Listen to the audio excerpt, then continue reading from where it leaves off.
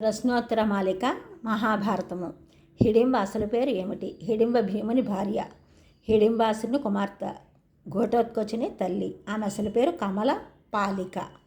ఏకచక్రపురంలో భీముడు ఏ రాక్షసుని చంపాడు? బకాసురుని. ద్రౌపదిని భార్య ఎవరు? కోకిలాదేవి, ద్రౌపది తల్లి. ద్రౌపది స్వయంవరం జరిగిన నగరం కాంపిల్య నగరం.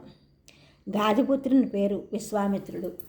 11 మంది ప్రచేతనుల గృహిణి ఎవరు? దాక్షాయణి. ఇంద్రప్రస్థ నగరం సమీపంలో ప్రవహించే నది ఏది? నందిని.